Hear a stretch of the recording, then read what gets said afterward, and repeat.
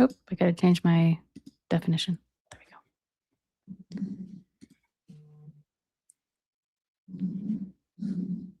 go. We're live, guys. Oh, we're live. Whoops. Sorry. Oh. It's okay. Only 3 people saw. I'll edit this out of the final. History will never know this occurred. Wait, so how long were we sitting here just silently? Hope I wasn't like picking 5 my seconds. nose. Hope I wasn't Like picking 5 my nose or seconds. something. Whoops. You know what? History Can you will hit never know. Can you hit the countdown, Cena? The 3, 2, 1. Wait, where is it? So we have what countdown? we have a hard start. the visual, it goes on screen. I don't know. I think it's in like media or something like that. That ship sailed for next time. Countdown. Okay, we'll do it next time. Anyways, have fun, guys. We're pros. We've been doing this for 6 years. All right, go at see the Hopa, everyone. Welcome to to Red Media's The Red Nation podcast, year in review, party, funeral, extravaganza, dumpster fire. We will be using this live stream to go over significant events that's happened throughout the year. Thank you for tuning in. Thank you to all of our patrons on Patreon who make this show possible. If you are a patron on our Patreon, you get access to early episodes, bonus content, and you get first dibs for questions in most of our live streams. So yeah, if you would like to support the show and sustain us in the future, you can become a patron on Patreon. Links are in our bios. We are also continuing to run a GoFundMe fundraiser. Please donate with a one-time donation to our GoFundMe. Link is also in the bio. And yeah, we will go around month by month talking about our top news lines. I guess we can start in January. My name is Justine Tiba. I'm here with the Red Power Hour crew, Melanie and Elena. And should we just jump right into it? Yeah. Ooh, okay. Yeah, the theme is dumpster fire. We started this year with a bang. Right off the bat, we have a car plowing through New Orleans in the early hours of the year. That was on New Year's. That was on New Year's, right? Yes. There was a Tesla car explosion in Trump Tower. There was a fireworks explosion in Oahu. It was very a very appropriate way. I feel that this year opened, really foreshadowing all that was to come after. And we are joined by a special guest. Nick Estes. There's a white background. I know. I'm trying to figure this out, y'all. Like, I am not technologically advanced. I only just recently found out how to blur my Zoom background. So give me a second while I figure this out. Do you need to join? Do you need help? So he's just gone. He's just gone now. Right. This is a perfect dumpster fire to our dumpster fire. He's just trying to find his way out of hell. We'll see. So as I was preparing for this episode yesterday, and I was like, what are the major news stories of 2025? And I was like, I don't even fucking know. I think we've done this every single year since we started the podcast. And there's so much. I don't know what to say. You know, I got to say the absolute highlight, and perhaps the only highlight, was that weekend in January where thousands of Palestinians in Gaza were making their way back to northern Gaza, coinciding with the exact same time and weekend as Leonard Peltier was released from prison and brought home. That was absolutely the highlight of the year. That was, yeah. Everything was just downhill from there. But it was a very powerful moment. Like, I was bawling. That was probably the one time this year that I really cried tears of joy from the news. Yeah, I agree. I mean, we could go chronologically. Why don't there aren't okay, do folks agree? Is there a consensus here that there aren't like a lot of like good things 2025? Why don't we start with those? So the release of Leonard Peltier at the end of January, which actually happened in February, that beautiful video of all of those people in Turtle Mountain lined up as he was brought home was absolutely the highlight of the century. I mean, that's like that was a 50-year-long struggle to free him as a political prisoner. So yeah, that was probably like my number one highlight of the year. I wrote that down for sure. That was literally the only thing that I thought of that was positive. What Justine and Melanie just said, I really thought hard and was looking around the news, which I have been avoiding steadfastly for the last year. And Leonard Peltier and the Palestinian return to northern Gaza were really the only positive things. I went back a little further, and because Melanie and I had talked about the Klamath Dam removal, that was actually in 2024. But at the same time, the salmon returning and the other critters returning to the Klamath River, and the Klamath flowing free for all of 2025 is a positive, even though the dams were removed in 2024.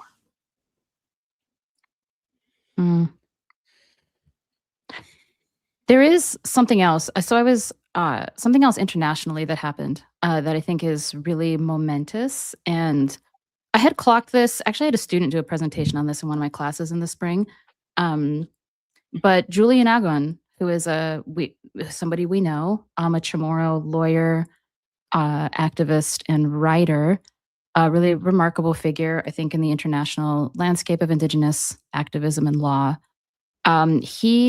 So Julian, almost exactly a year ago, maybe like a year and a week ago, argued in front of the International Court of Justice and represented a number of Indigenous organizations in the Pacific for basically like responsibility by states, by nation states, for climate change to be considered a violation of international law, which actually is a really big deal. And so Julian spearheaded that effort along with other folks on his team of Indigenous lawyers from the Pacific. Julian's from Wuhan.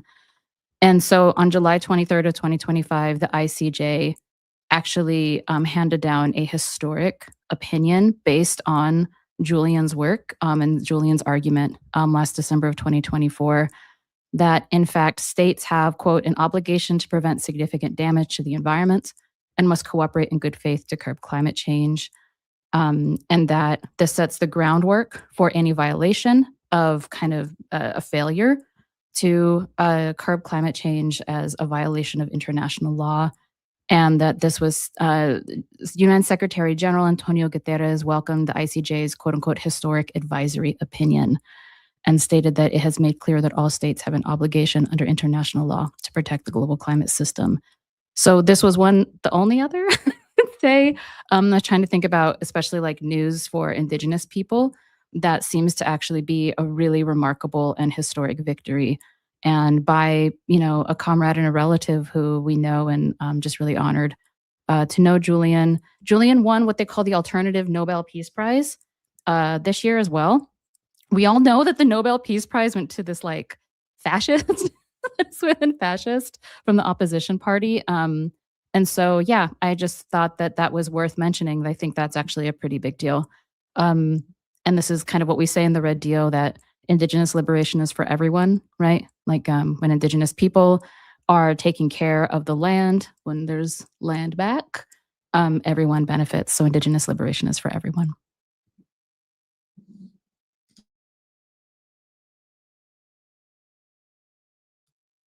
Amazing. Thank you, Melanie. I guess that leaves me. Yeah.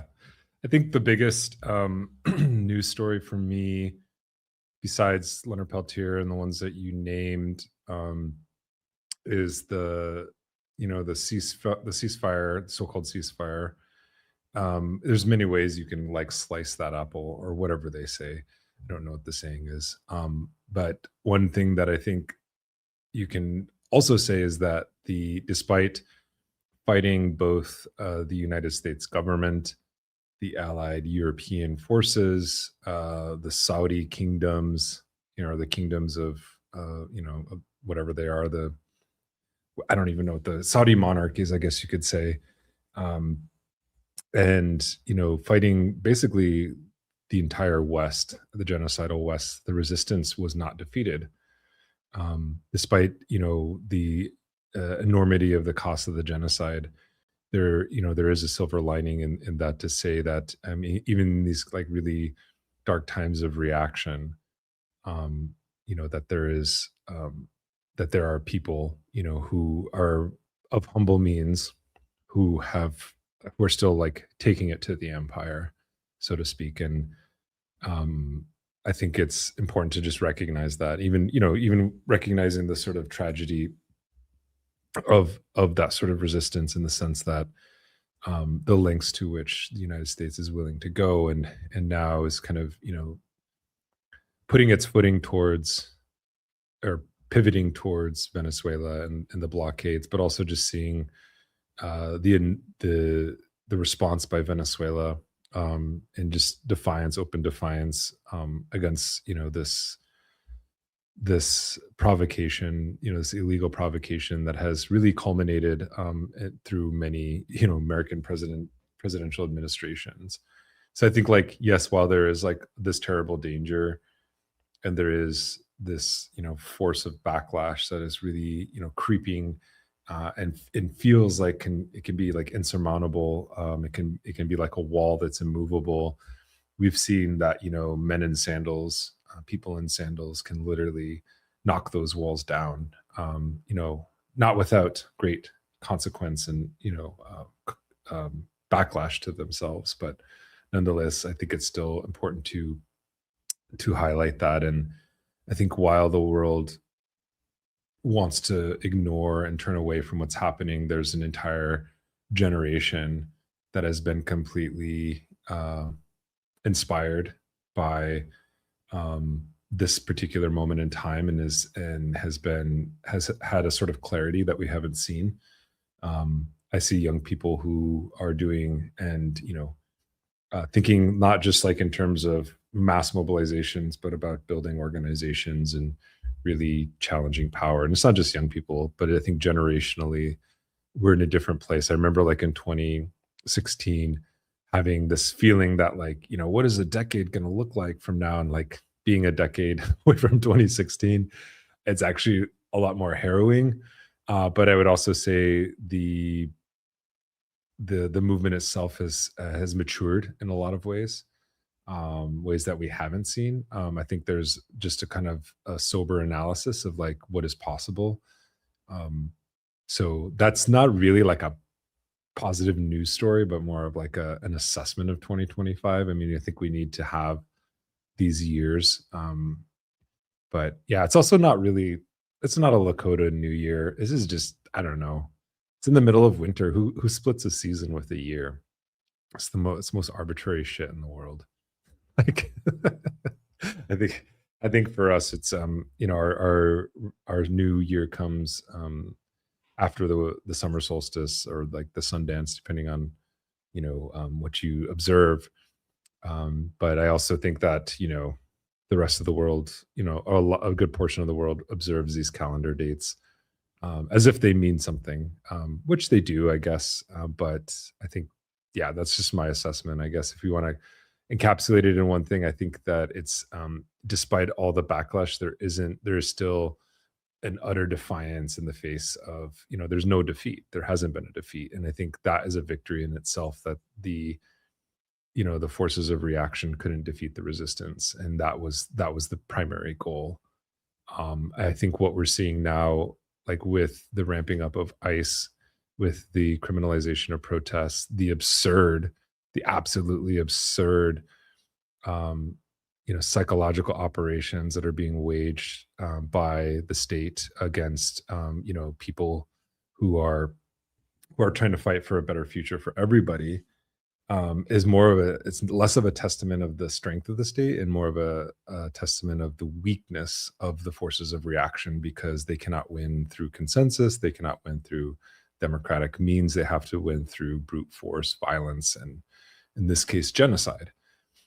So, I think morally, the movement is in a good position, but it's also a very dangerous situation in the sense that the lengths to which this regime is going to go has been demonstrated over and over again, and I don't think I think some folks maybe back, like thinking about myself a decade ago, thought that maybe this wouldn't be the path traveled, but I also think about how a lot of our comrades in Venezuela who survived the sanctions, that killed like 40,000 Venezuelans. I mean, I think people think that this is the worst attack on Venezuela, and it's like, no, like Trump sanctions killed 40,000 people.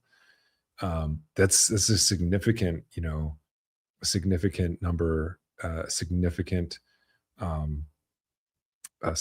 sort of,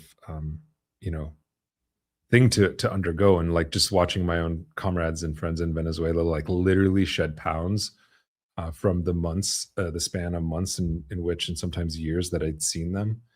But then the last time I saw them, like things began to stabilize in the economy. People actually gained more weight, like healthy weight back. And so I think that, yeah, just kind of putting it into perspective, I feel like the Trump administration and this kind of moment requires a lot of shock and awe kind of tactics to make us forget history, and to like really, it's like as if the Trump administration is just a TikTok feed that you're just constantly scrolling through.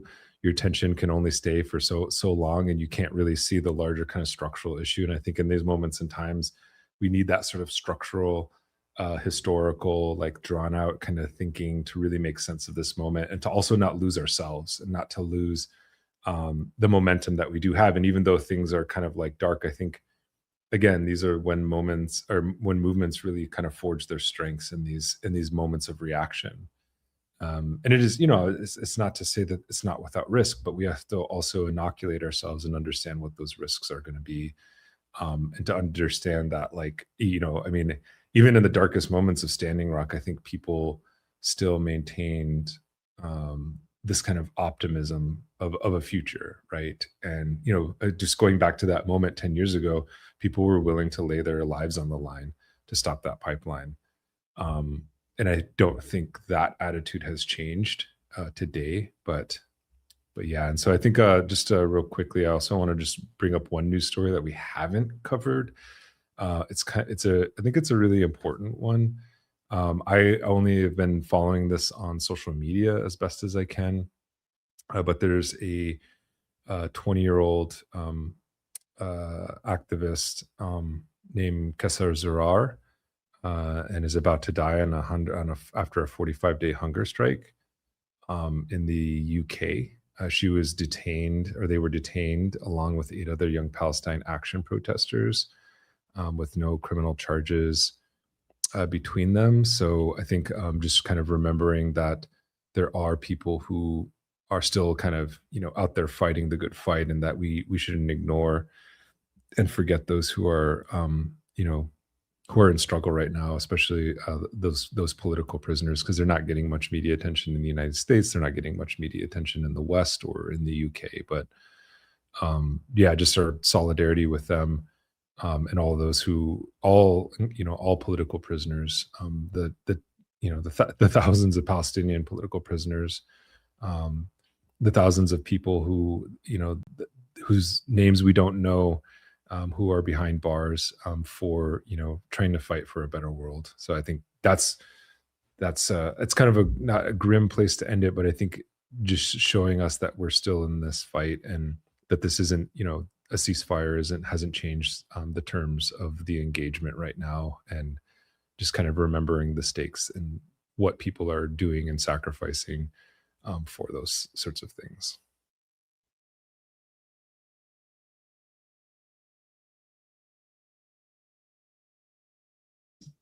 I Thank you for all that, Nick. Thanks for the reminders and for bringing all that up. When we scheduled this year in review, and I started thinking about the year and what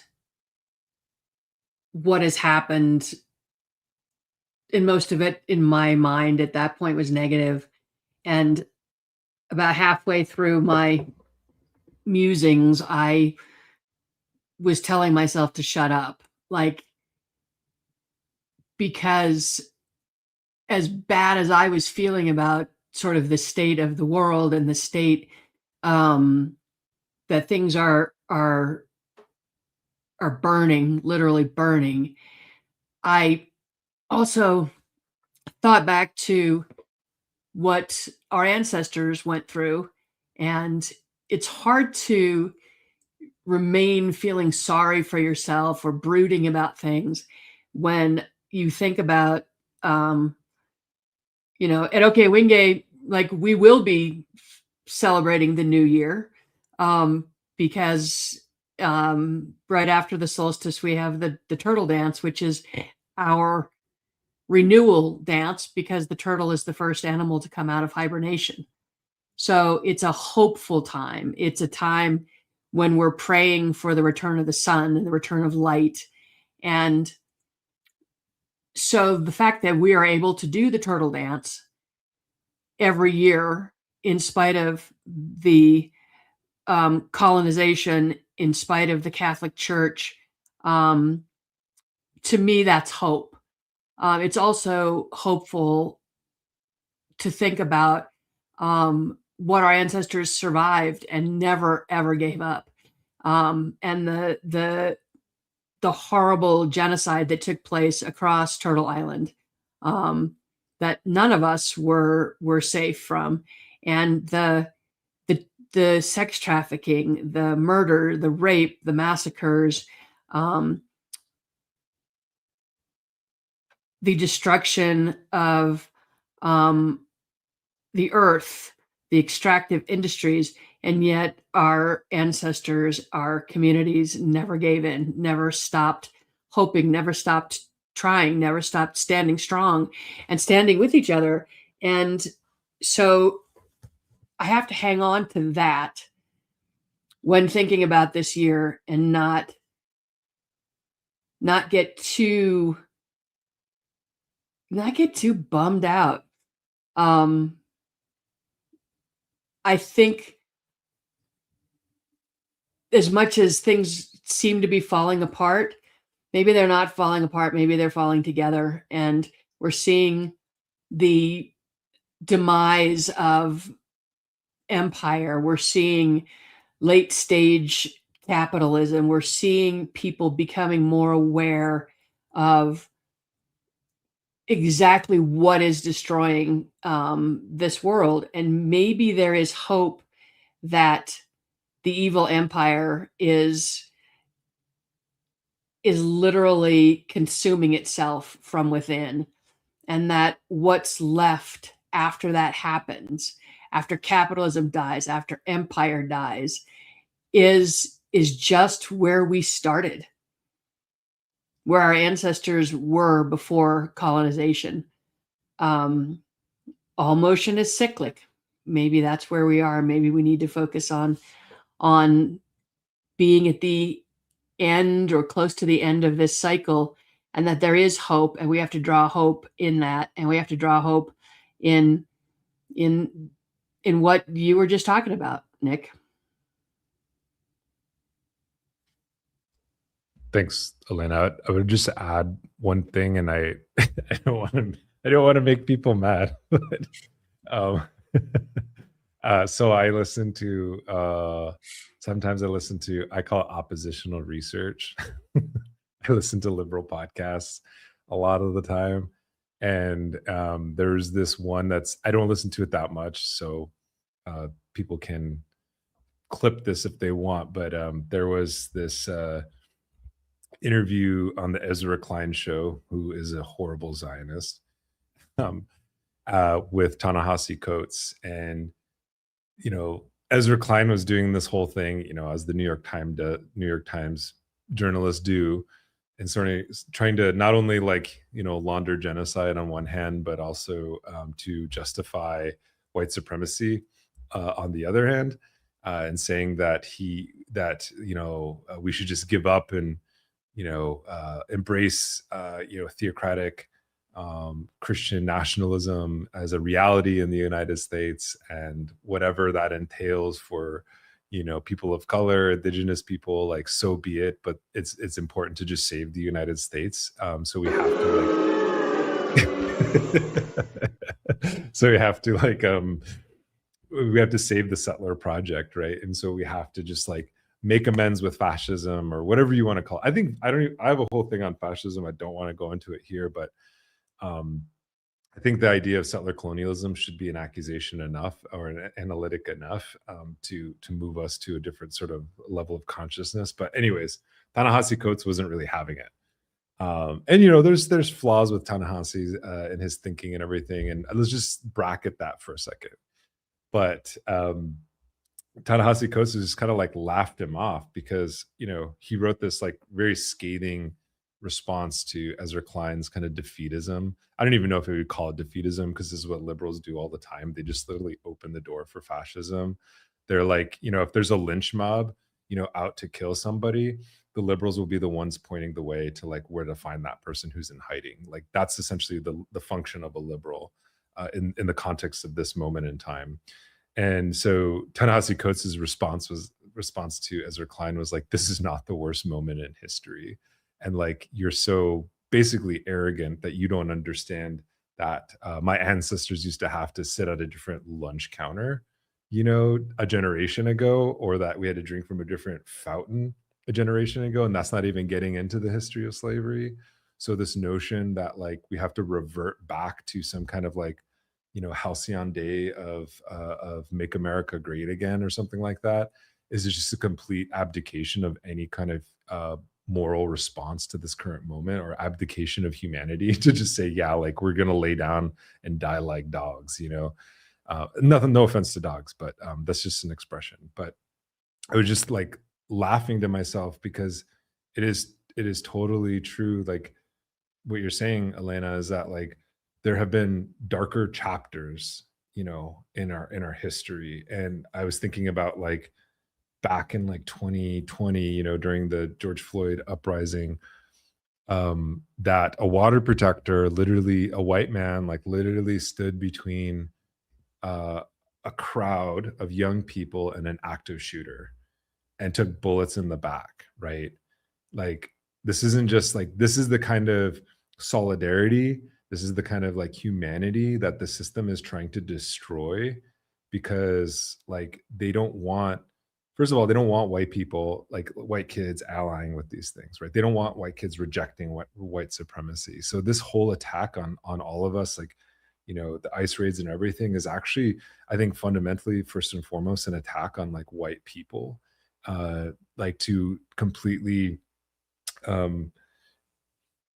wrench from their minds and their hearts and their spirits this notion that they are human beings that should be in solidarity with other human beings, you know, because the effectiveness of things like the water protector movement, Black Lives Matter, and raising the consciousness of people, you know, to literally put their bodies on the line. And now Palestine, right? I remember like in 2012, 2013, when BDS, you know, was getting going with a lot of these academic associations, I don't think I could have imagined the like overwhelming mass demonstrations, you know, for Palestine a decade ago, right?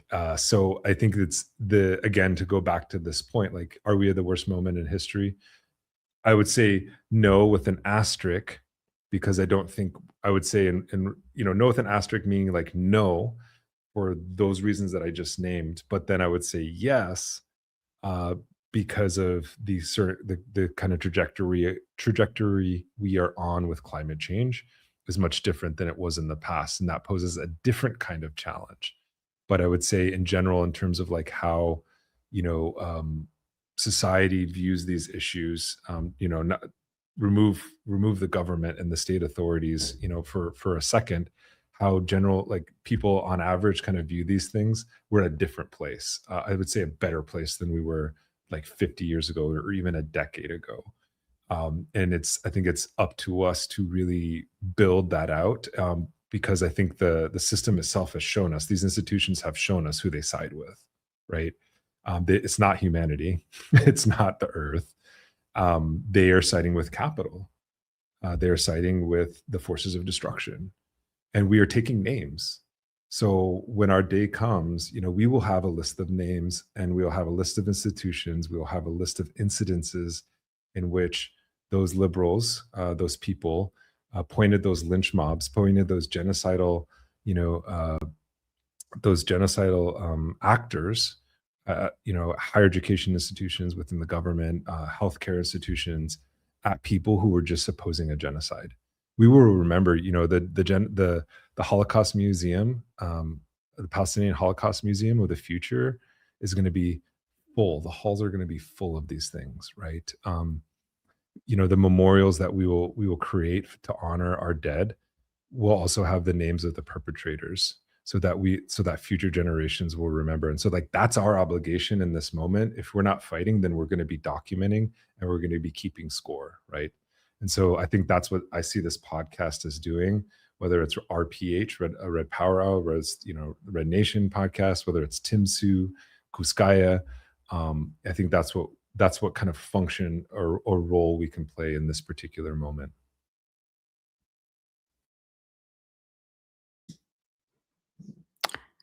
Man, I knew this was going to be a somber political discussion.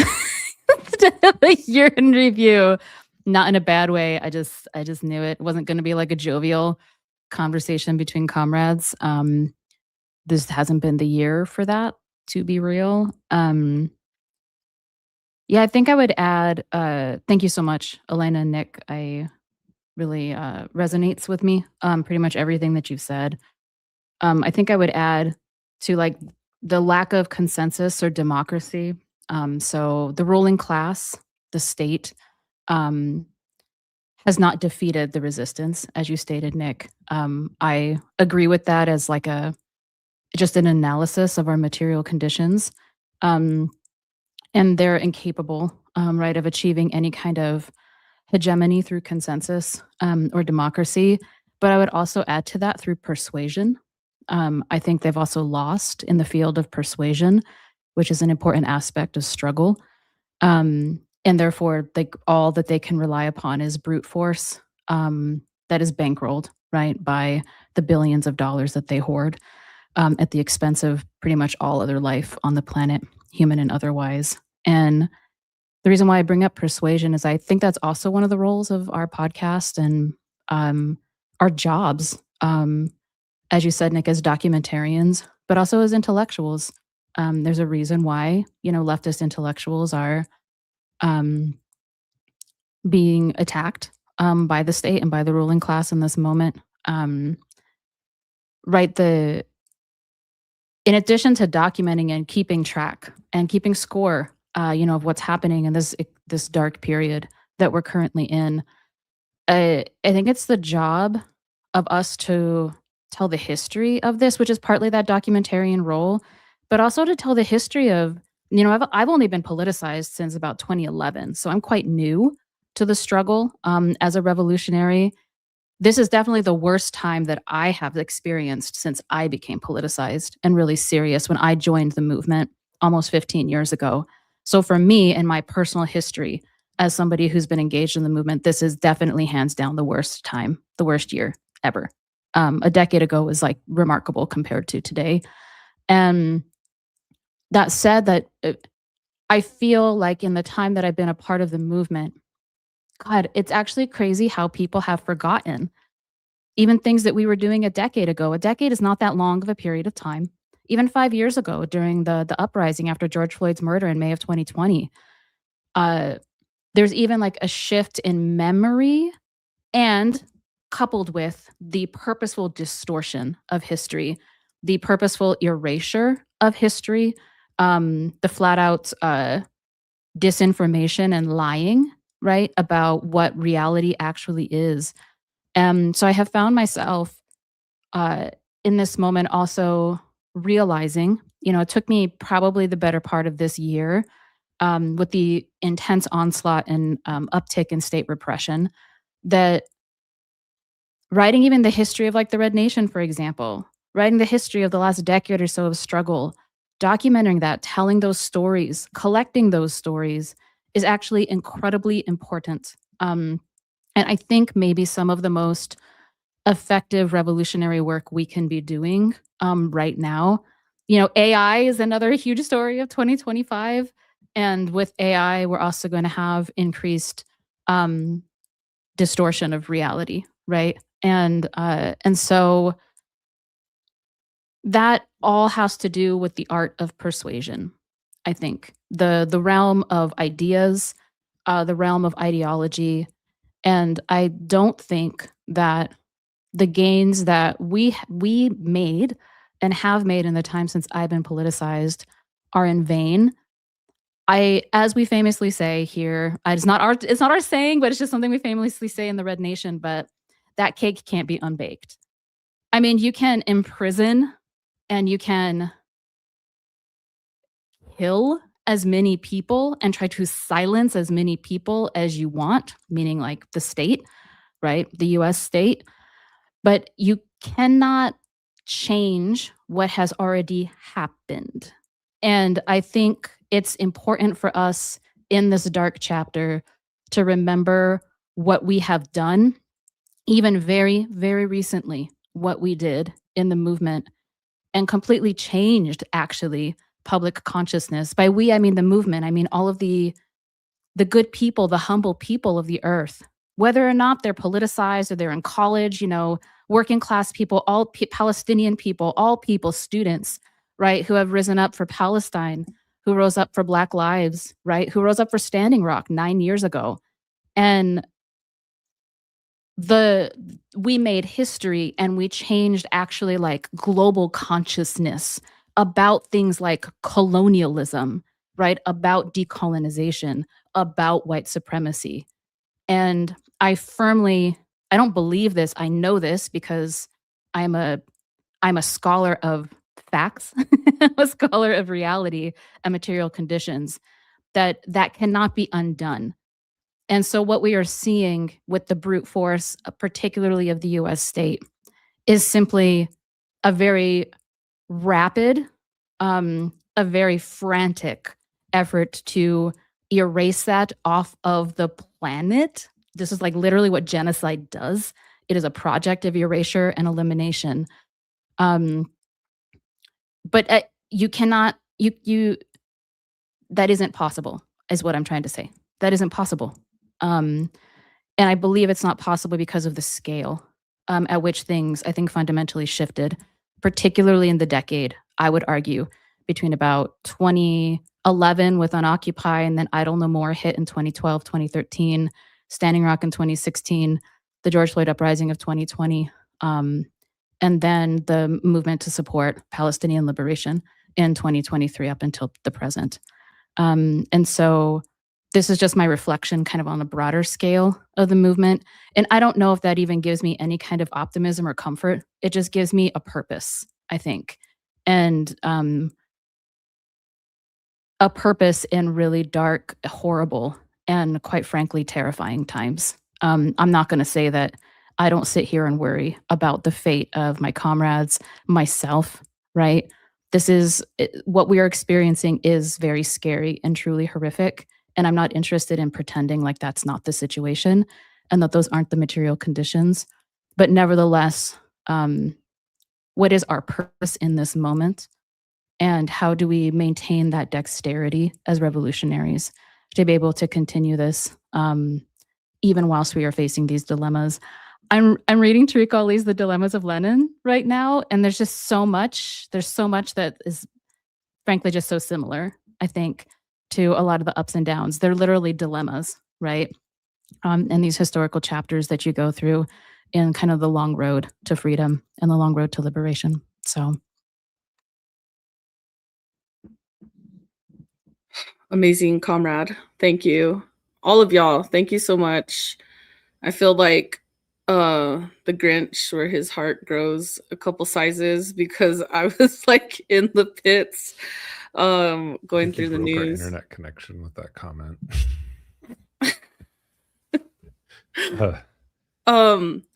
Yeah, I think there. I was thinking about some of the things that you were talking about, Melanie, and looking at the current moment. You know, I was having tacos last week with some of my good friends, and we were discussing. You know, I think some of us have been to. Oh, sorry, Justine, were you talking? I'm sorry if I interrupted. No, it's okay. I was gonna go into something really ridiculous, but I think it can wait. Okay, sorry. I'm talking about eating tacos. So I don't know what's more ridiculous. So yeah, I was eating some tacos. Anyways, we were talking, and you know, the ICE rates have been really increasing here, and it, you know, obviously, ICE is not here to deport criminals or whatever they're saying. You know, they're here to terrorize. They're here. It's a political purpose. It's here to attack the movement that's been here, specifically targeting the Somali community. I don't need to go in and to defend people, like whether they're here legally or not. It doesn't matter, you know, in the context of a country that was built on genocide and stolen land. You know, like, I have some thoughts on that. You don't really have the authority to say who does and doesn't belong here when you're an occupier, right? So I mean, bracketing that out aside, but there's this, you know, this kind of groundswell of support and response to this attack on our communities. And you know, I've had friends in LA, Chicago, who text me kind of on the regular about some of the things that they're experiencing. You know, people disappearing. You know, neighbors, friends, family members being taken and not really heard from. And the sort of terror that instills in the broader community. And the conversation, you know, with two of my good friends who are very trusted confidants of mine, they were like talking about the ICE, you know, the ICE trainings. You know, how do you deal with ICE in this moment? What are your legal rights? And you know, talking about the whistles that people were wearing, and you know, blowing, you know, to like alert others that there's an ICE raid happening or whatever. But then also confronting the reality that this is the new reality that we live in, and that this isn't going to go away anytime soon. You know, this isn't you know, like a quick campaign, like ICE is going to be here for a couple of weeks, you know, get some headlines and leave. This is going to be like the new reality. You know, there's just going to be this kind of spectacle of violence that's going to be used to discipline, because, you know, obviously, as what Melanie had said, the forms of persuasion just don't work anymore. So what is, you know, when you can't persuade anyone, what do? You turn to the whip, you turn to the truncheon, you turn to the gun. And that's what this this is the situation, you know, that we're facing. And so I was sitting there like thinking, like, there also has to be, it's not an acceptance, but it is kind of a radical acceptance that this is where the sort of the state and the forces of reaction are now at. You know, we have to understand that just as, you know, Melanie had said, you can't unbake that cake for us. Well, you can't unbake that cake for them either. This is the only, they're narrowing their sort of path of possibility, right? To the point where it's like, we are now only, you know, the state itself is no longer going to provide healthcare, education, you know, social services. It's not going to, it barely provided those things, you know, in the best of times. But now it's going to be so stripped down that it's not going to even, you know, it's not going to even have the mask of caring, of social welfare, that it's just going to be this, you know, brutal sort of in your face form of violence and terror.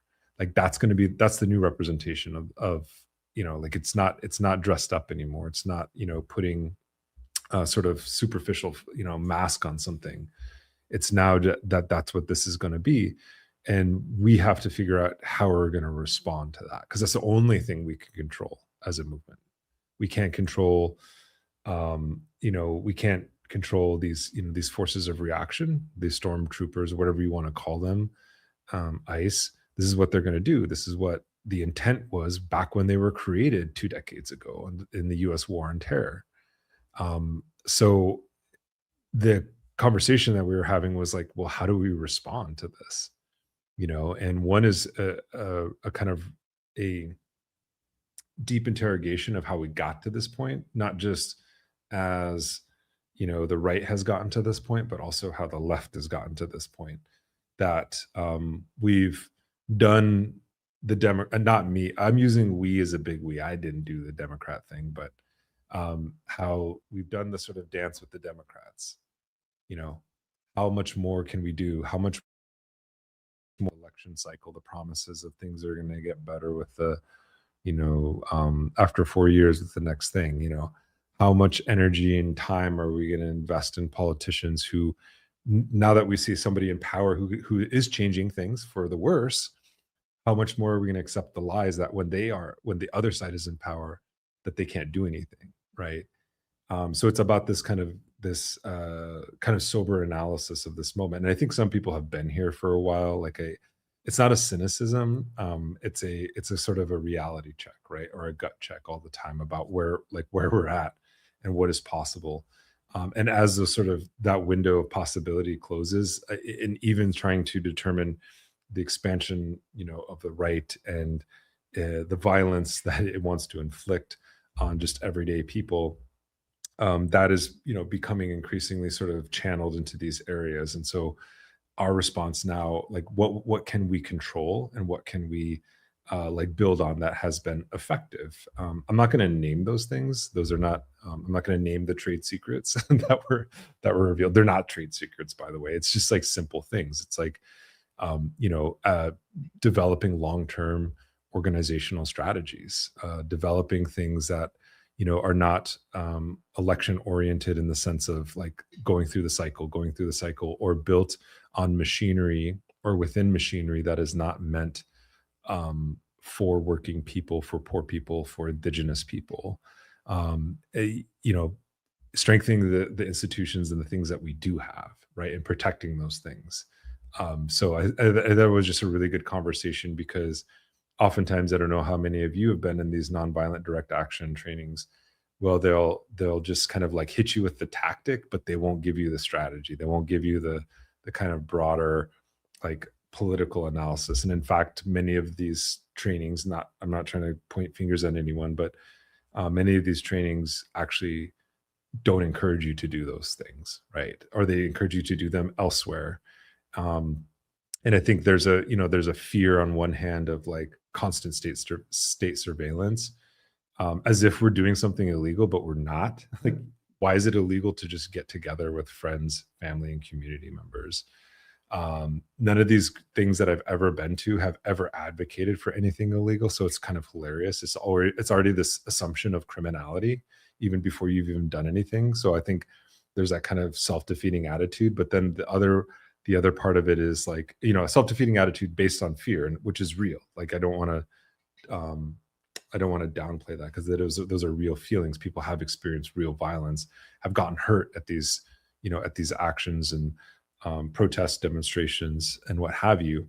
But also on the other hand, there's this kind of adherence to non-ideology, that if we all just have affinity groups and this and that, and we're small and blah blah blah, we can we're never going to get infiltrated. And if we adopt kind of larger goals and strategies, it's always going to be co-opted by the state. And I think we need to disabuse ourselves of that thinking and think more structurally and larger, because these trainings are important, and they are oftentimes the first line of defense that we have in our communities, but we have to go beyond them as well. Just like mutual aid, I see these trainings as a natural response. You want to protect your family, you want to protect your community, just like mutual aid is a natural response. People fetishize it and say it's this great amazing thing, but every country, every society, even fascists do mutual aid, right? But it's when you wed it to something that is a broader sort of political project of not just stopping ICE, but of emancipation, then you're having a different set of conversations. Then you're scaling up that project instead of just feeding your neighborhood or protecting your neighbors, why isn't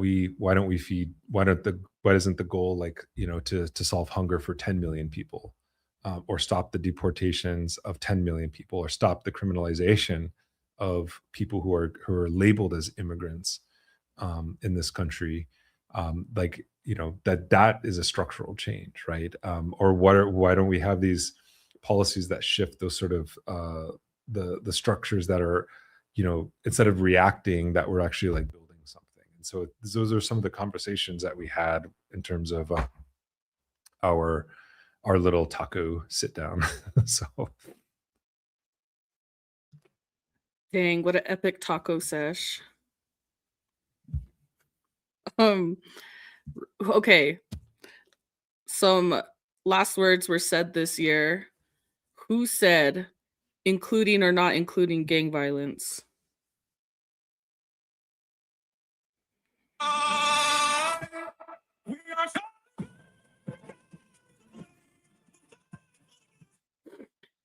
Charlie Kirk.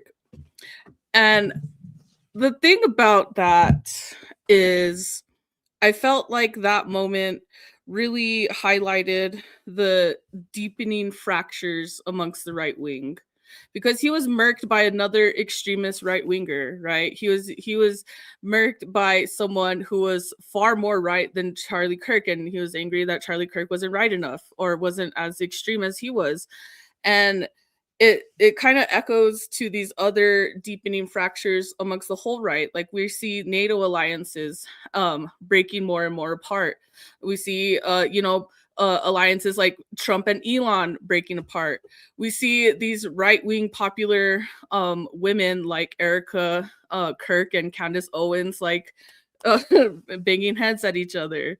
And it's just, like we've gone to this like really somber place, but also like we're not the only ones taking hits this year. Like the right wing is taking hits probably like far greater than ours, because they're being because the right wing is completely imploding on itself. And I think that it's like, I don't know, seeing how these relationships are playing out on the surface level is only good, is only clues us into how deeply like how weak their foundation is as the right wing. We have the Epstein files coming out. We have P Diddy in prison, and this whole documentary. Like it's just all this truth uncovering is happening like at the same time.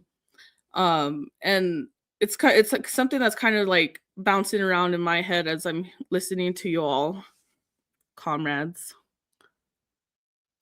Yeah, I think when I was listening to, thank you, Justine. I hear all that and agree.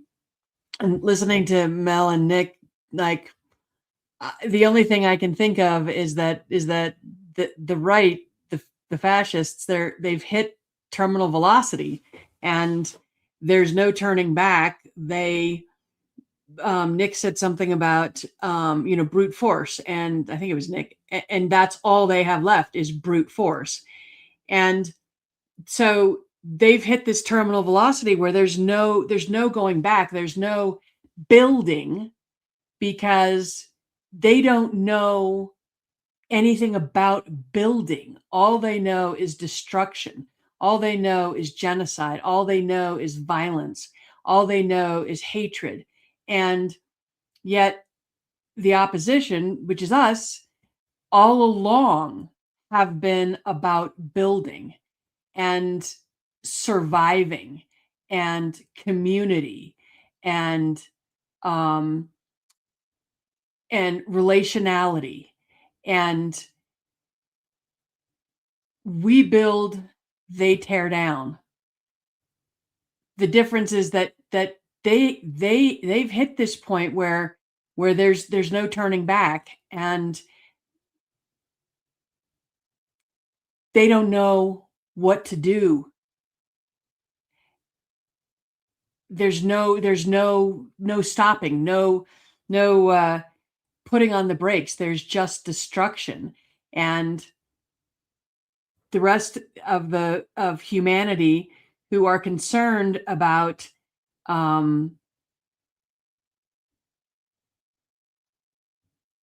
what's happening to the world, and this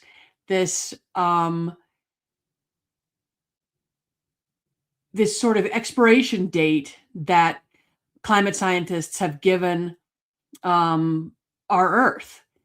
And these are the people that are building. These are the people that are trying to be in community, and not just with each other, but also with the earth and with the other than human relatives and with the water. And these things are happening at the same time that fascism is happening. And you see it, we on Red Power Hour, we do a lot of pop culture stuff. And, people may think of it as fluff. We're looking at books, we're looking at movies, we're looking at television, but we're looking at the voice of people who are actively building better worlds. We're looking at Julian Noisecat, who did an amazing film on boarding school and on the Canadian residential schools. And it was the first and only time I've ever cried on Red Power Hour, just recalling some of the scenes. And it's a horrible thing to face. It's a horrible thing to watch. And yet it's building back after everything that has happened to our communities, after everything that has happened to our ancestors. Being able to talk about that, being able to bring it into the light is healing. It's building. And it's building community that is going to sustain us after all of this madness and insanity is gone, because it will be gone. We've lived through it before. We'll live through it again. So I want to hang on to that. I want to hang on to that hope. And I want to hang on to the fact that those Charlie Kirks, those all of those people that you just cringe every time they say their name, they're going to HELL in that way of those people talking. That's where they're going. And the world is going to be ready for us to rebuild and for us to reclaim what throughout history our people have always fought for.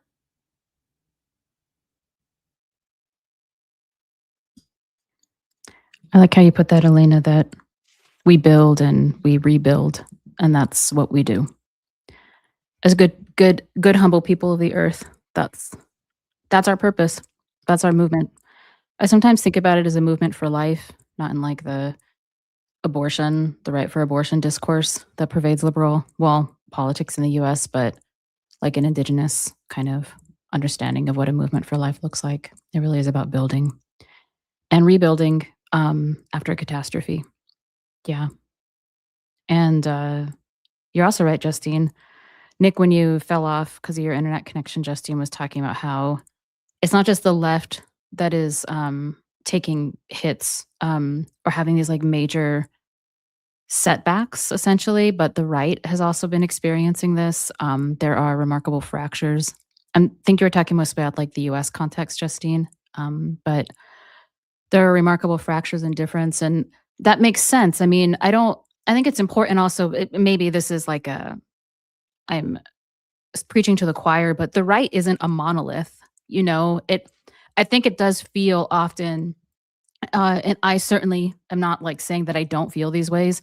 I have to pull myself out of certain spaces a lot in order to have these kinds of conversations, especially in public with comrades. But, sometimes the right just feels like the brute force is so,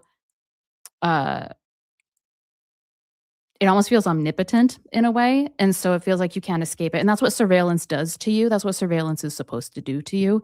It's supposed to make you feel like you're being tracked and hunted and you really have no time or space whatsoever to yourself ever.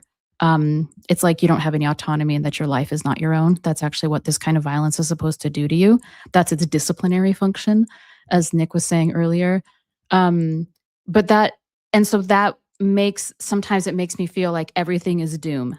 And so like that's just everything is doom. Sometimes it takes me to a nihilistic place, which is not who I am as a person, but these political conditions this year have taken me there quite a few times. But being able to come back out of that and to see like what's actually happening, right? The complexity that not just we, who are, just on the side of building life, struggling just for what is right and what is good for all life on this planet, but our opposition, the enemies of Mother Earth, the ruling class, those who are in charge of the U.S. state apparatus at the moment, they're a mess. There's a lot of chaos, right? It is as deeply historical and material as everything else. And yes, they may be trying to build spaceships to escape the planet if like climate catastrophe hits and there's like an extinction level event. I don't even know, like the things people talk about, at least for our species, an extinction level event. But they're also only human beings and they're subject to the exact same, destiny as the rest of us. And so again, I'm not saying that there's any kind of like revolutionary optimism in that. In fact, I think Nick you said earlier, I was thinking revolutionary pragmatism is this thing I've been thinking about. I don't think I've coined this. This has probably been said many times, but there's no salve for the fear and the suffering, but there is something in all of this that gives me purpose and I think can give us all purpose. And it is that being very realistic and being very pragmatic about what is to be done and what confronts us. But yeah, understanding the material conditions that are enemy is also confronting, I think is something worth studying and thinking more about. I think about it a lot, not out of an act of kindness, not out of an act of compassion or understanding, but simply to understand the field of struggle kind of in a more totality, so that we can better operate, so that we can better build, as you said, Elena.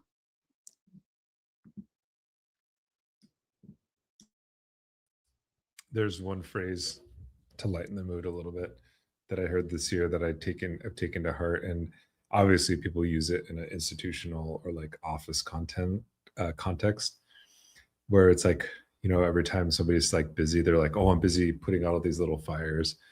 But I think it could be applied to a larger kind of movement context. But sometimes some fires need to be to go out themselves. And I think like, there's this stuff, I think it's called like Washingtonology or White Houseology, the study of the White House. Like if we can get in the mind of the president or Pete Hegseth, we can determine what they're going to do. And it's like, we don't live in a democracy, so we can't change them. So we'll just turn this into a form of entertainment, right? That's the kind of mentality, which is kind of very cynical, to just say, let's just watch what these people do. And I think that's also what has happened with what Trump has been a kind of a master class at, is turning politics into a form of entertainment. So you can make a defeat look like a big victory. You can just put gold plating on it and then call it whatever, call it what is his new thing, the gold card, the $1 million card. If you buy it, you'll get an automatic citizenship in the United States. So it's like it's a level of absurdity, and it's hard to, but that's creating a sort of a terrain of struggle that's not really a terrain of struggle, because it's just absurdity, and you can't really fight on that terrain of struggle because it's just entertainment politics. And so I think while on one hand you have to like address that, but also on the other hand, it's not really worth our time and effort to constantly like battle like the kind of proliferation of AI.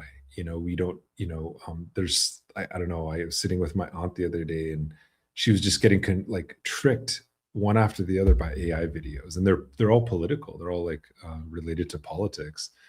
And she almost started crying because it was like playing with her emotions so much, like it was like portraying something really tragic on one hand, or violent, or something like potentially like as a win, for progressives or whatever.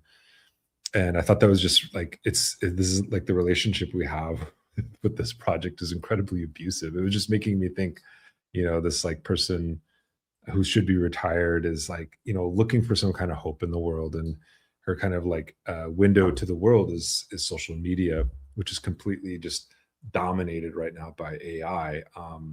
And is really kind of dictating and playing on her emotions. It's actually really, it's manipulative. But I think if we actually have to start defining that sort of relationship as a manipulative, kind of abusive relationship, but also there are just some dumpster fires you should just let burn, like just let them burn themselves out. Like there was some stuff I seen on Twitter, and it was like no joke. It was an AI bot tweeting like really provocative stuff and then getting spammed by other AI bots. And so like the machine is like literally talking to itself now, and it's like producing this like slop. I think that's like a dictionary word. I saw it on the affiliated Associated Press website. It's like the word of the year, slop. And that's kind of like, that's kind of where we're at. But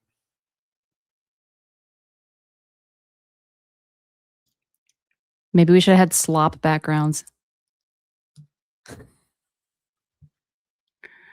Slop fire. Slop fire. That's accurate. Lost Nick again. I really But, appreciate. Oh, sorry. Go ahead, Elena. I was just going to say that actually I absolutely agree with what Nick was saying about some fires need to be burned out. I mean, that's not only like true in that context, but fires need to burn. We need to have all of that detritus. We need to have all of that dead stuff burned off. I mean, that's why forest fires occur naturally, so that we can cleanse the ground, cleanse the earth, and new life can start. So it's a metaphor, but it's also, scientifically accurate. And I think it's important to, in this context, let them burn themselves. Let all of that burn off, and then we start building again. I mean, one of the largest headlines that kicked off the year was the wildfires in California that got so wild because there was no burning happening. And then there's no burning. So you have these terrible wildfires. And then when they get rain, because they're in California, we don't get rain here, but when they get rain, all the mud. So we need to let those fires burn. That actually references another huge story. I mean, this is like the big story always, climate change, which is something we've talked about here a bit. This is unpleasant. This is like really depressing and it's concerning. It's extremely concerning, but 2025 was, so two things happened in 2025 regarding climate change. We crossed this is according to climate scientists, we crossed the first tipping point and we breached another planetary boundary. So there are 9 identified planetary boundaries. We've crossed 7 of them. And planetary boundaries meaning like, I think about like if we crossed all 9 boundaries, this indicates that like the planet is not, won't be suitable for like supporting life, like life on the planet. So we crossed the 7th boundary, and that boundary was the steady acidification of oceans, and that the tipping point was the disappearance of coral reefs, or the acceleration of the disappearance of coral reefs. So, and 2025 was the 2nd hottest year on record. The last 7 years have been the 7 hottest years on record. And last year was the hottest year on record. And then, of course, COP, right? The big climate gathering happened in Brazil just a month ago or so. Absolutely nothing was accomplished, from what I can tell. I guess none of the major carbon-emitting nations could agree on like capping their emissions. What was it, like 10 years ago that the Paris Agreement, the climate accords were struck? And so just going back to like what I said earlier about the case in front of the International Court of Justice that Julian Egon and these other, Pacific indigenous people spearheaded, like the alternative, right? The alternative to the way that we stop climate change and the alternative to these bigger things like COP, right? Is like indigenous action. It is indigenous liberation, right? It is indigenous land stewardship. My understanding is that there are also a lot of smaller projects that indigenous folks have been taking up around the globe, not just to protect the water and to defend the land, but to create reserves in the ocean, right? To actually formalize land and water stewardship agreements, so that indigenous people are actually taking care of hopefully larger amounts of the actual, land and water, the things that sustain life on this planet.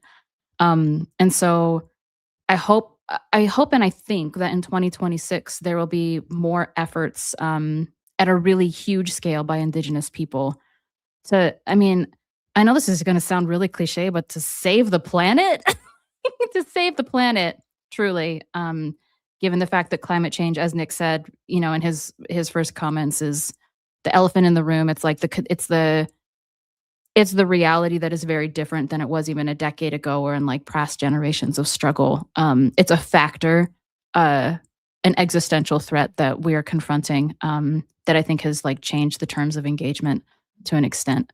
And truly, I think indigenous people are leading. We're the tip of the spear.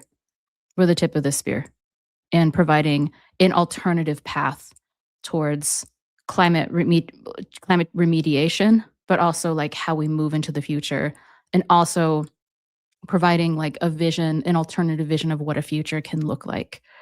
Because we believe we have a future. I mean, that's, I think, what's really at the center of indigenous feminism, certainly, but I think just of indigenous knowledge systems, is this like unshakable certainty that we will have a future and that life will have a future and that we're stewards essentially of the future. This is why that phrase, like what kind of ancestor do you want to be, has become more common in indigenous spaces. And so for us, it's not a possibility not to have a future, even though genocide, right?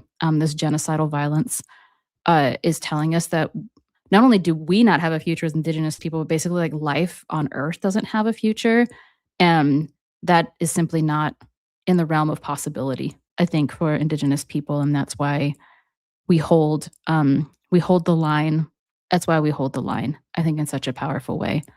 And that to me is a major story, or just something of 2025.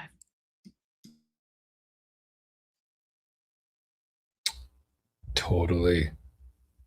Sorry, I'm having a problem with my capture card. I think I fixed it, so the video should be fine now.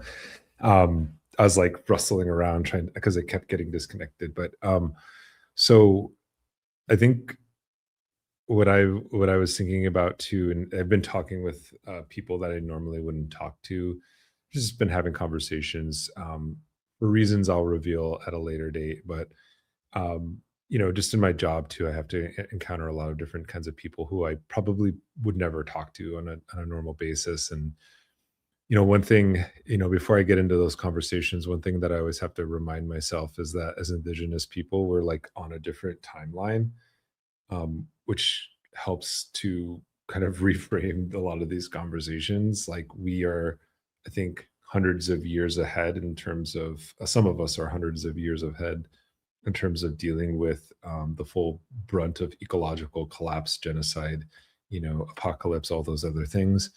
And now we're kind of seeing the sort of curve of that now impacting just about everyone, right? And classes of people, groups of people that would, may have thought of themselves as immune to these kinds of things, and now are actually confronting their own sort of insecurity. And I'll preface that by saying that it's minor and compared to it's partial, I should say, compared to what people like African American folks have experienced with the legacies of slavery. Colonized people, the world over, have experienced with genocide, occupation, colonialism, all those sorts of things, and what indigenous people have experienced. But when they get a taste of it, now they're kind of experiencing this kind of broader kind of downward pressure pushed on them, that those sort of wages of whiteness or class collaboration are not paying the dividends that they maybe once paid in the past. So they're feeling that sort of downward pressure and that precarity. As like the new word is affordability. I think Trump is even giving a speech on the cost of living tonight, which is hilarious. Like a man who literally sits on a gold-plated toilet seat is going to talk about how things are unaffordable in the United States. Like this is the reality. This is the absurd. This is what this is what this country is. This is the point this country has brought us to.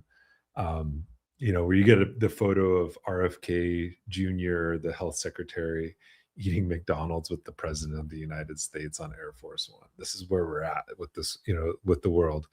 In other contexts, other timelines, it would be an indictment on the system. And this one, it seems to be it's self-proclaimed asset, but no pun intended, asset, golden toilet sheet. Wow, that's a really lame joke. Sorry, guys. It's just one of those days. But going back to what I was Where's the saying, sound effects? Yeah, boo. It was the dad joke sound Boo, effect. tomato, tomato, tomato.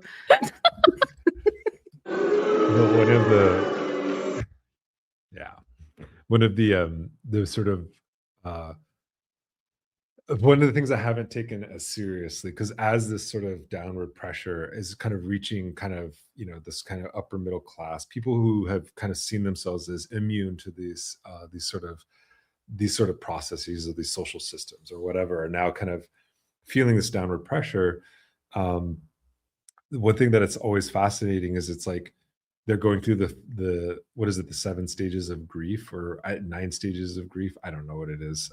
It's also like the 9 stages of addiction, but it's like the first stage is like denial, and like that's where they're at. That's where a lot of people are at. They're just like complete, like they could literally, they could have their child taken from them. There was a guy who was like literally beat by ICE agents while going to work. He was working at a marijuana farm in California, and it was he showed up the day of an ICE raid, and he was like an army veteran or whatever, military veteran, got beat, tear gas, dragged out of his car, put in detention, missed his daughter's birthday, nobody knew where he was.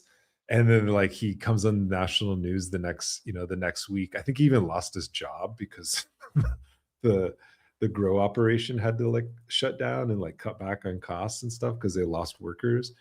And he was still like, America's still the best country in the world. And it's like that ideology is deep, y'all. Like it's so deep. And I thought that like maybe, seeing 1 million Americans or people living in the United States get wiped out by a completely preventable like disease, if we had a halfway, decent healthcare system, might be a wake-up call.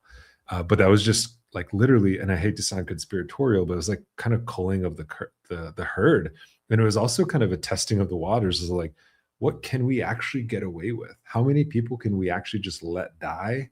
Because these people, before these people like change anything, right? And now we're seeing this downward pressure, like economic and social pressure on classes of people, groups of people that thought they were immune from this stuff, but they're still holding on to this idea. Like people will say, well, in China, blah, blah, blah. It's like, dude, like Xi Jinping did not come and make your dog gay and kill your, like kick you out of your home. Like, I don't know, like what you're watching on television, like that makes you think that like, that the Chinese model is this authoritarian model. And like, there are no Chinese warships parked in the San Francisco Bay, right? Like there's not, when you say Chinese imperialism, when you say Chinese, authoritarianism, what do you actually mean as your, Big Daddy Trump has his like boot on your neck? It's like, it's so eye-opening to me, because it's ideology, like the level of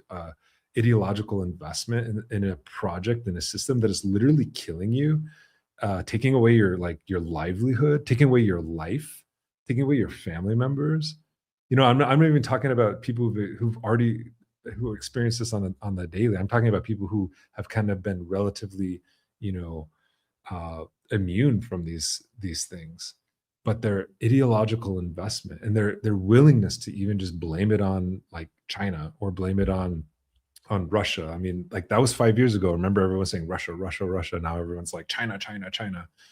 But it's been a fascinating kind of like read in 2025 to see, like, even with the drastic, like life expectancies in the United States are like tanking. Like the quality of living is tanking, right? Like things are getting bad. Not, I mean, things have already been bad for a lot of groups of people, but like generally, like even the kind of upper echelons, people who thought they were not going to be affected by this, that there was a little bit of cushioning or social safety nets for them, or a little bit of like privilege, are also experiencing this.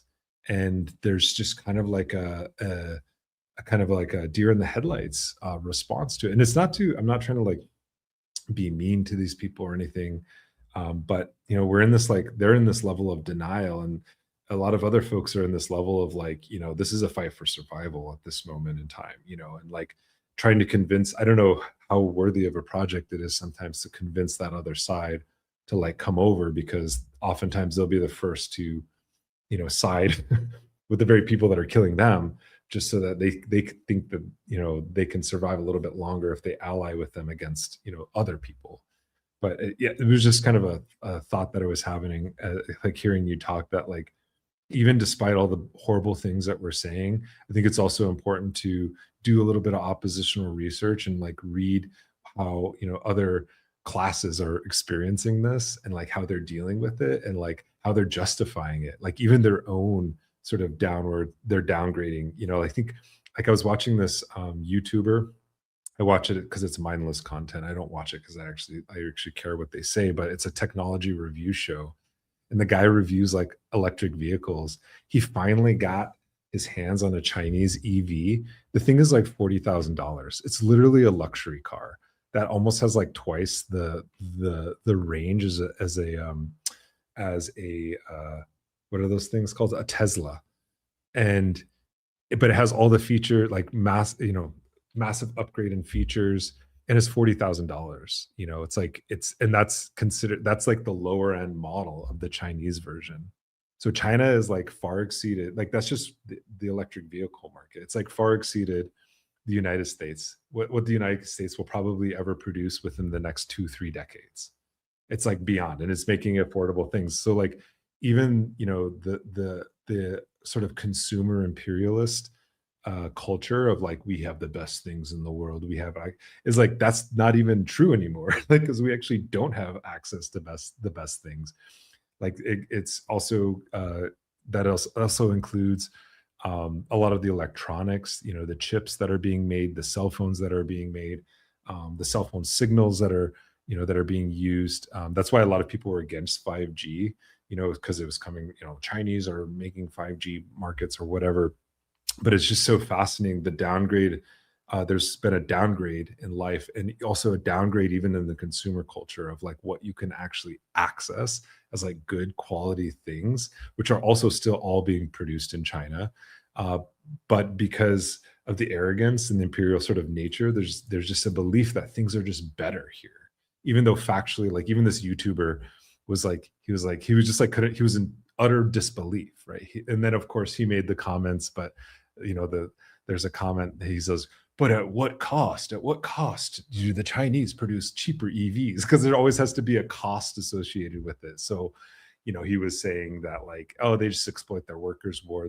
Things are worse in China. So like anytime China or like Cuba or Nicaragua or Venezuela or some enemy of the United States makes like a technological advance, but more so in China, there's always a like, but at what cost? Are they doing this? And if you see the green energy the technology that's being produced by China, it's light years ahead of the United States, but always in the Financial Times or the Wall Street Journal, they'll also be like, but at what cost are they doing this? And the funniest one I saw was when China eliminated like extreme poverty, like and all this sort of all the UN sort of estimates about worldwide extreme poverty like drastically changed because of China's poverty programs or anti-poverty or poverty alleviation programs.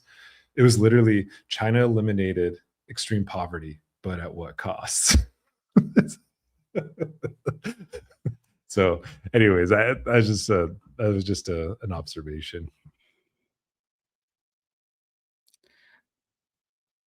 I started Well, driving for Lyft this year, and it's been my oppositional research, but that's a regular thing. China just catching strays for no reason.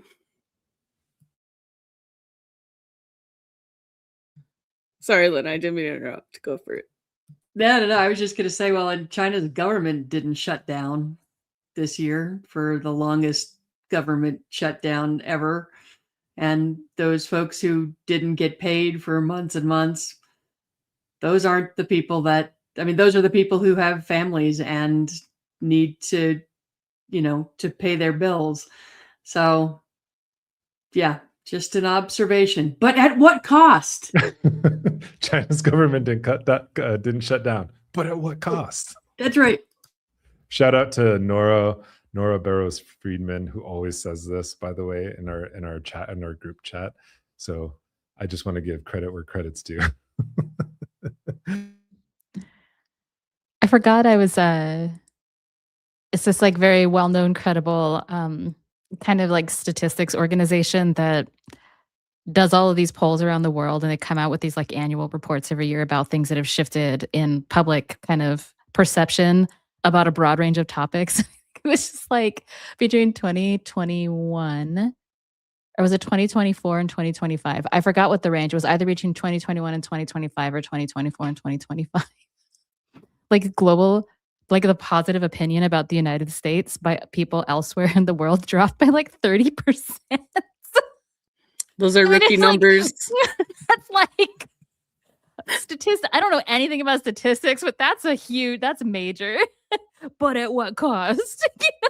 Like, I don't know, this narrative that America's the greatest country on earth. Like, are you fucking kidding me? Everyone else is like, that's a shithole country. Like, I'm so glad I don't live there. Out the pink Lamborghini, just a race with China. What the race? The China. just a race in China. bad bitch, bushy mix with China. real thick, the China. muggle bricks, the China. I had to.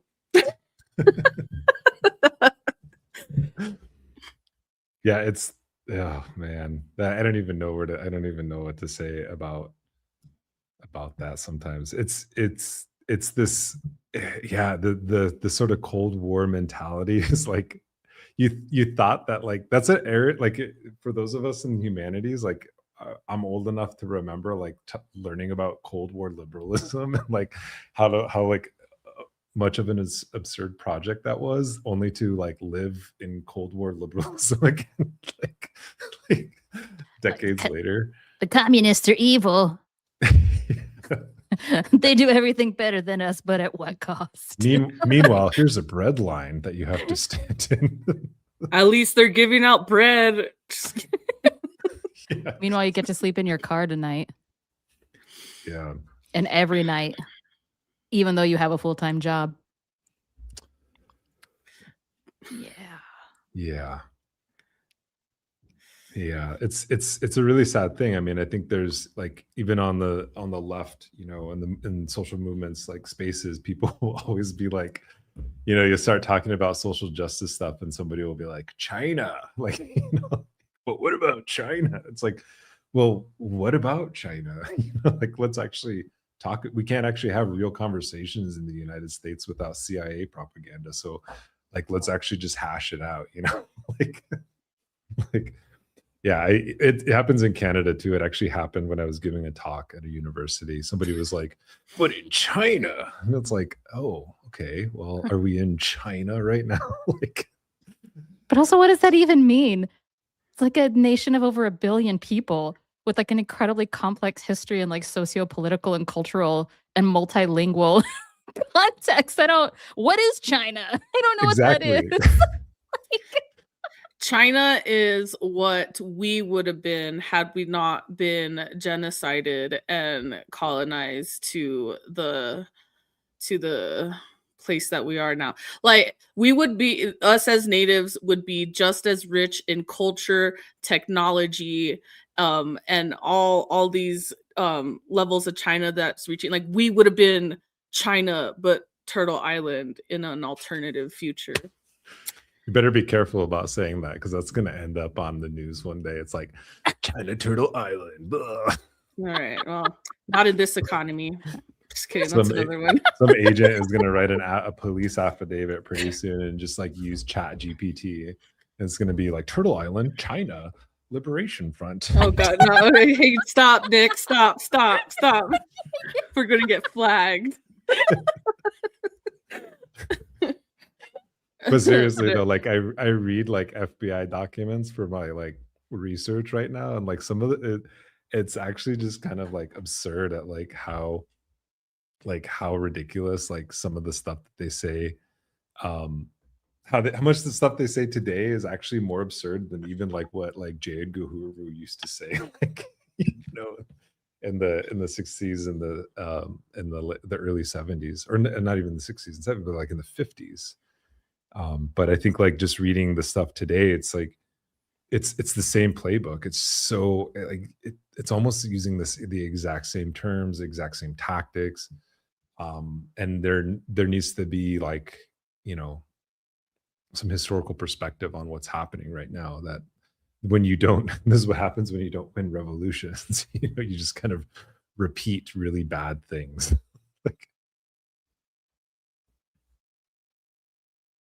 But anyways. I think, but at what cost, and not in this economy, are the two taglines.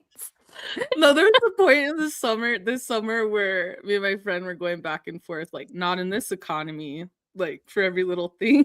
It was dumb.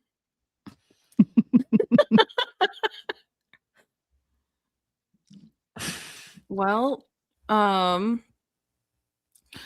is there any other news headlines we want to quickly throw out there before we're coming up almost in the last half hour of this live stream? I really appreciated the analysis about this year in review live stream. In previous year in reviews, I felt like we kind of did like line items in a chronological order, but because of the massive slop fire that was this year, this live stream was more of an analysis that was very deeply needed by not just everybody but me personally. Like, thank you so much, comrades. And I think this analysis we can come back to next year, because next year is probably going to be an even crazier slop fire. But yeah, I just want to know before we like come to a close. Also, I was also wondering if maybe we wanted to talk about on a more positive note, the awesome media that came out this year in the way of books, movies, TV, television, anything like that. I don't know. Which way do you guys want to go? Oh yeah. That'd be a good way to wrap things up. And like for all the China stuff, I just want to say, like, we alleviated poverty. I'm sorry. Anyone want to argue with China, talk about at what cost, whatever, they alleviated poverty. So anyone who's against that, fuck you. Like, Native nations did not have poverty until settler colonialism, and we would have not had poverty either. So China alleviated poverty. That's all you have to say. But at what cost? But at what cost? Clearly. Sorry, that was supposed to be a mic drop moment. We couldn't let it happen. Clearly, the cost was Americans understanding or even caring about China. Sorry, Elena. No. Well, that's the title of the episode now. The cost was brain worms for Americans. That's what we got. China got poverty alleviation. We got brainworms. As a We got title, Year in measles. Review 2025, but at what cost? But at what Last cost? year's Year in Review, I'll be damned. That was what the title was? Yeah, because of the 'Cause we dam talked about removals. dams. And then we did a bunch of dam jokes, talked about how Nick Oh was a God, I dam forgot historian. that. We're ridiculous. Can't believe we had damn jokes. We should probably also do like in memoriam things too, like Oh, yeah, passing yeah, of important people. So yeah. yeah. Okay, which one do you want? Do you want to start with media or in memoriam? Okay, let's do media first.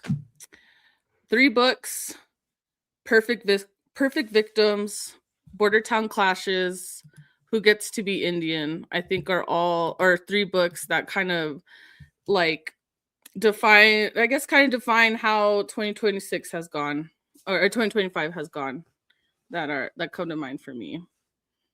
And also, we keep getting a comment from David on YouTube. He wants us to talk a little bit about the book tour, which is honestly another highlight of this year. That was an amazing time to exist in Red Media and Red Nation.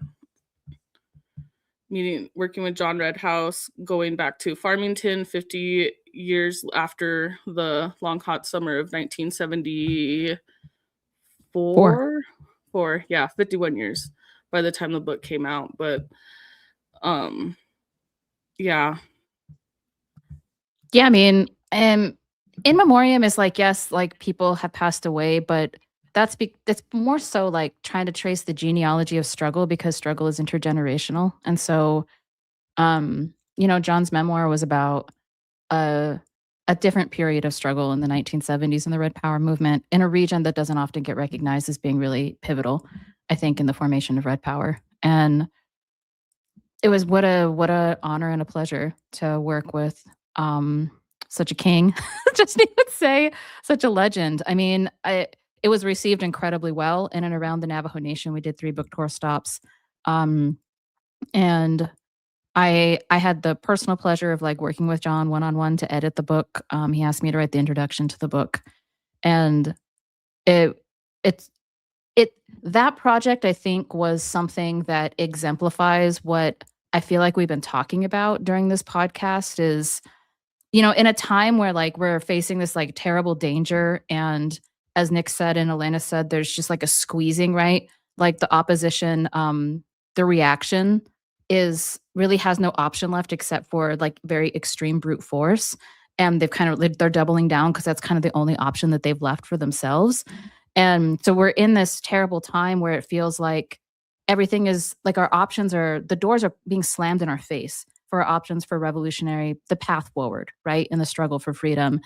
And yet, like the telling of history, memoir, right? The telling of the stories of revolutionaries, listening to revolutionaries tell the stories of their struggle, learning from those stories, documenting those histories, and then being in conversation and in relation with those revolutionaries. I think the book tour really exemplified what my comments earlier on in this podcast. And so that was the absolute highlight of my entire year. I think politically, I think it was probably the highlight for Red Nation, to be honest. And yeah, Red Nation. I wouldn't say necessarily for Red Media. The Red Nation, the podcast has done remarkably well, actually. The podcast has been enormously successful and continues to be so. And I think that's also something to be incredibly proud of. And I think the podcast also does a lot of these things, right? Kind of like in the field of persuasion, in the field of ideological kind of struggle, in the war of ideas. And so, yeah, that's what that represented. And we're going to be publishing another book, a book of collected writings, speeches, essays, and other things. Because with the memoir we published by John Redhouse is just one thing he's written.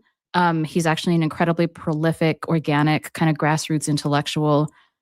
Truly, I would say one of the most important intellectuals in kind of 20th century Navajo history, intellectual history, and political history. So in a couple of years, Red Media will hopefully also be publishing some collected works, an edited volume of his collected works, with some engagement and response from other Indigenous revolutionaries and Dene intellectuals, kind of in conversation with John. So please be on the lookout for that. But thank you for the question or the reminder to talk about that book tour.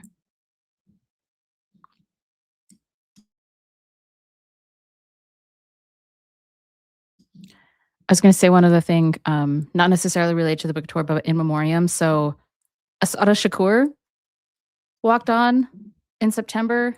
Obviously, like one of the most important figures in kind of the 20th century struggle, particularly for Black liberation, but I think just in like revolutionary struggle in Turtle Island of the past 50 or 60 years. So, you know, rest in power, and you know, we can do every day is try to maintain that legacy, you know, and that remains steadfast within that revolutionary spirit. And I know at Red Power, during a Red Power Hour episode, Melanie and I talked about Graham Greene and what an OG Graham Greene was, and a lot of the movies that we have reviewed, because he is OG. He's in all of them. So he walked on, and just also rest in power. We'll miss Graham Greene in all of our film analysis. And I also wanted to give a plug for Indigenous futurism, because Indigenous futurism has become really big in the last few years, but particularly I've seen a lot of it this year. And artists and writers, intellectuals, academics talking about Indigenous futurism. And we want to do a whole series on what is happening in the world of Indigenous futurism. So stay tuned for that this spring. There's some great folks, Cara Romero, Diego Romero, Mateo Romero, who are all doing, Virgil Ortiz, who are doing amazing things. The Pueblo Revolt, Virgil Ortiz, who's created an entire universe around the Pueblo Revolt, which I just love. And we want to talk about things like that, because it's things like that which do emphasize we can't imagine a world without us in it, and there is hope for the future. And we want to be focused on the future and focused on ensuring that this, that decolonization or extinction, that we're on the right side of that, and that we're fighting for decolonization, because we cannot accept the alternative.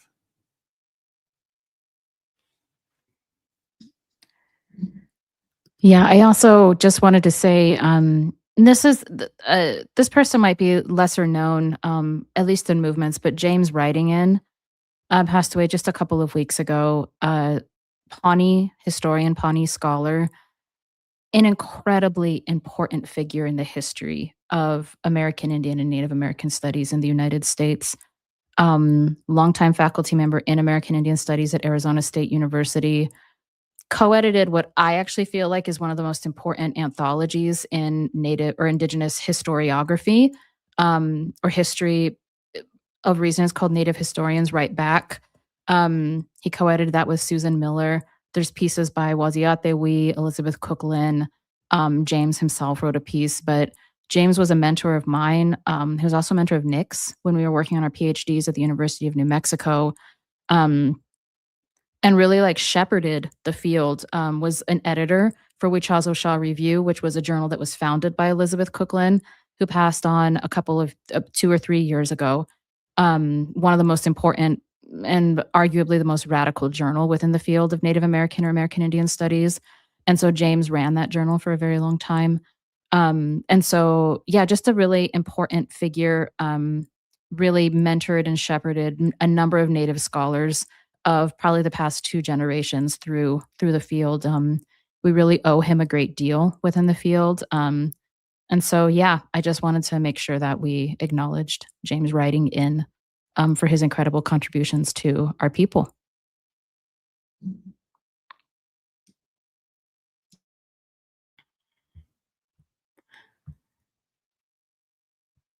Thank you, comrades. Geez, I don't know. This TBH this year was kind of filled with death for me in my personal life. It was just like back to back to back to back. But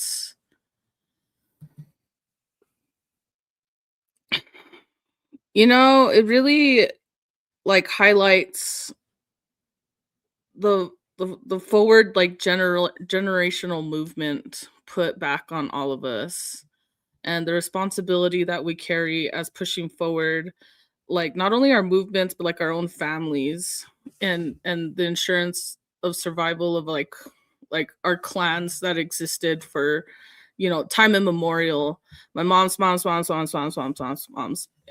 that responsibility coming onto me. And it's just like I don't know, I don't want to really name my relatives on here, but they're who I'm thinking of right now and how they've really put me in a position to take serious this sort of life mission as an Indigenous woman.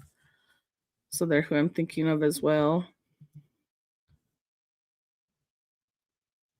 But yeah, also know people who were posting memes back in April of cutting off their braid for Val Kilmer. Oh yeah, Val Kilmer. Oh my goodness. Oh my goodness. There was memes of this like Indian man crying. He's like, ah. We could do an entire year-end review episode just about social media, the big hits of what went viral on social media, the biggest stories. I was one of those. I feel like it was one of those biggest stories on social media. There's a comment in the comments. I'm not going to make you speak on it if you don't want to. No, I know I've been, pretty quiet about it here on the podcast. There are very specific reasons for that. Maybe at some point I can speak more openly about it, but that isn't now. But yeah, I was one of the major stories on social media and probably in Indian country of 2025. It wasn't me. It actually wasn't me. It was mega viral. Yeah. I think most people know what I'm talking about. Yeah, and it wasn't even you. I didn't even do anything. Like I don't know. Anyway, just catching strays like China. Yeah. But at what cost? But at what cost? She wants to dismantle settler colonialism, but at what cost? Not in this economy. Not in this economy. Hey, no. You gotta laugh and not cry because that was actually like terrible. And yeah, someday I might be able to tell the story of what that was actually like for me, but I will not tell that story now.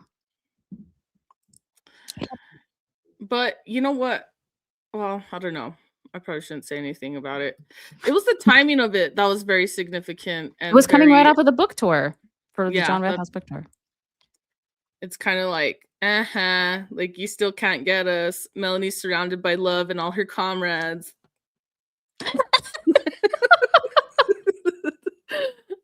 You can't win. You can't take us down. Man, what a year. Like it really a slop fire. Justine, with all of the the passings on in your family, and Elena, health problems. I mean, we don't need to talk about that publicly, like pretty extensive. And then me, just, I don't know, lots of things as well. This was on all levels, on all scales, I think just a really, really challenging year. I would say one of the hardest years of my life in certain ways. And so yeah, we're still here. Somehow we're still here. I don't know, with flame backgrounds, cracking jokes and carrying on. We're Indigenous women. Yeah. And that's all we know how to do. Keep telling the stories. Keep moving forward. Hell yeah. Hell yeah. You know, was actually coming to mind for me when I was looking up, and this happened back in 23, but still, I still think about Jacob Johns. I still think about his survival and our survival, and how last year I was when I was curating the the 2024 mixtape.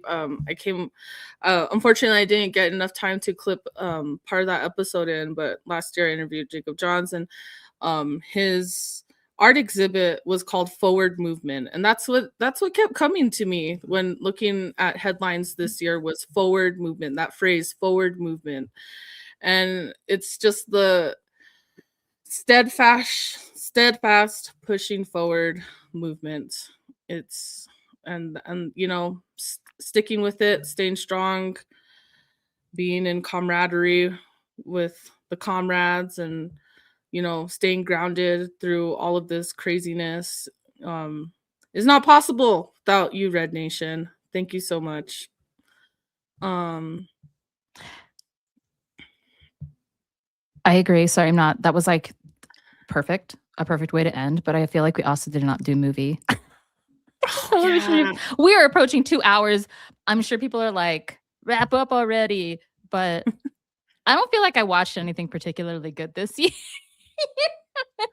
I was like really in the mood for like the new Jurassic Park movie or like the 28 Years Later, and that they sucked. I was like, man, there's more sucky stuff to come. There's a new Avatar coming out. I know. Oh my god, a Wind River movie coming out probably and next year. Taylor Sheridan is going to continue to do it. Like, why? Oh god. Wait, one headline. Man. One headline I felt like we kind of missed that was also kind of viral was the Sugarcane documentary was the first Native documentary nominated at the Oscars. Yeah, that was on my list. It lost to No Other Land, which was also the first Palestinian documentary nominated and the first win ever. And that was also that's a big deal. Win. Yeah. Sugarcane is probably the best thing I watched this year. Was it enjoyable? Hell no, but it was really good. Yeah. I'd say Sinners was like pretty good. Sinners was pretty good. Yeah.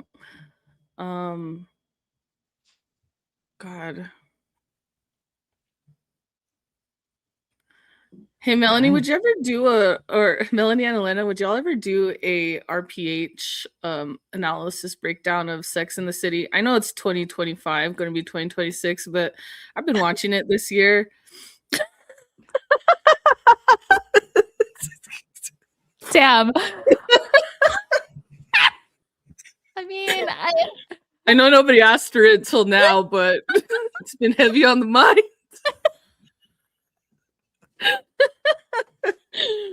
All right. I got nothing else.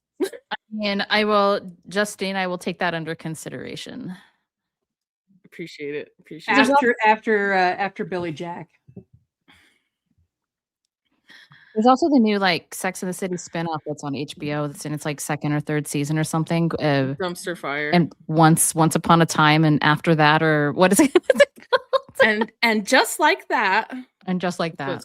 Yeah. But there's a lot of good analysis about it when it ended, just like on how and why it tanked. And it's just like nobody finds like anything that the Carrie Bradshaw nowadays whatever the hell she was doing and at the end of it, like nobody finds that relatable. Nobody can relate to an old rich white woman in New York City still to this day going through relationship problems, writing a newspaper column and living in that area and wearing $3,000 pairs of shoes. Not only can you not relate to it, but it's just simply not realistic. Yeah, it's from another time. It's an aspiration. It's like a class aspiration from another time. That doesn't exist anymore. Not in this economy. Not in this economy? At what cost? But at what cost? Carrie Bradshaw, at what cost? I saw someone ask about One Battle After Another, a review of that. I did not see that this year. I saw several trailers for it. I chose not to watch it because it looked like a really bad parody of revolutionary politics. I was told by some folks who did watch it that it wasn't. So I have not watched that movie yet because I just felt like it would make me mad. And I don't know. I didn't really... I don't really like movies and television shows about the movement. I think they're all kind of bad. So Mm. they're very caricature-y. They're very like sensationalist, and mostly they just piss me off. But I could be wrong. Oh, and there was also that show Landman that a lot of men were watching too. I won't. We It should was review it. There was a comment on the internet that was like, Landman is just phone calls. It's just people like on the phone all the time. I saw like one episode, I was like, ew. Maybe we should probably review that at some point. I've written this isn't it- entire piece about Landmen. Isn't it like a part of the whole like universe It's that you're Taylor already Sheridan. critiquing? Yes, okay. it is. Yeah, It is. okay. Sick. Tomato, tomato, tomato. Okay. Okay, we're almost at 2 hours. I think folks need to take off. Yeah. Just Thanks for the Rex, though, everyone. thank you everybody for tuning in. Thank you, comrades, for doing this live stream. Nick had to head out early, but he is also very grateful for all of our supporters of the show. Thank you all so much. This year we made it to a book, the Red Nation podcast. We made it to the podcast Pantheon because we've been such a notable podcast through the years. In fact, the Red Nation podcast is going to be entering its 6th year of existence coming up. Actually, no, right around now, because the first episodes were released in October 2016. 2019. Yeah, 2019. So thank you so much for 6 beautiful years, and here's to 6 more rad years. Once again, you can support and sustain the show on Patreon. We have links in the bio. That is our #1 sustainer of the show and Red Media. That is how you can continue to keep our podcast going. If you can't sustain us monthly, you can also donate a one-time donation to our GoFundMe. Link is also in the bio. And yeah, I think that's all I have for now. Do you guys have any other wrap up? Did I miss anything? No. Thank you for sticking with us, everyone. Yes, thank you all so much. Everybody have a happy new year. Everybody have happy holidays. I hope everybody just gets to close out the calendar year in a good way. And keep up that revolutionary spirit. Keep it going. Even if that flame is burning low, keep it on a simmer. Always forward, never straight. All right. Thank you.